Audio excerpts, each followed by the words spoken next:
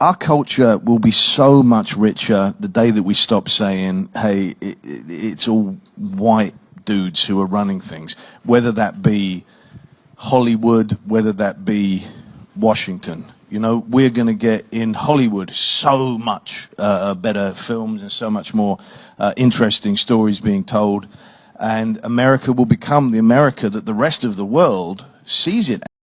So earlier this week, USC Annenberg's Inclusive Initiative released findings that 67% of the top critics reviewing the 100 highest grossing movies in 2017 were white males. Less than a quarter were white women, and less than 10% were unrepresented men.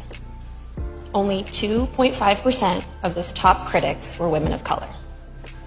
So you're probably thinking right now, like, wow, that super doesn't represent the country that I live in, and that's because that's true. This is a huge disconnect from the US population breakdown of 30% white men, 30% white women, 20% men of color, and 20% women of color. Am I saying that I hate white dudes? No, I'm not. But what I am saying is that if you make a movie that is a love letter to women of color, there is an insanely low chance a woman of color will have the chance to see your movie and review your movie. That makes it unique. That as an Englishman, and I'm sure Rosamund is an Englishman as well, we recognise, I'm going to drag you into this, that we recognise makes this such a beautiful, brilliant country. And not to ruin that. I mean, it's the reason that I moved here. It's the reason my kids have American accents.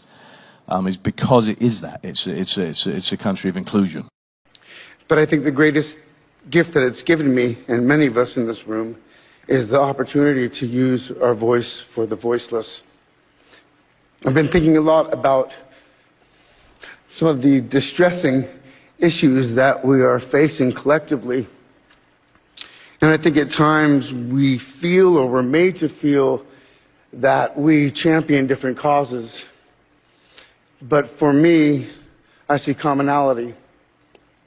I think whether we're talking about gender inequality or racism or queer rights or indigenous rights or animal rights, we're talking about the fight against injustice. We're talking about the fight against the belief that one nation, one people, one race, one gender, or one species has the right to dominate, control, and use and exploit another with impunity.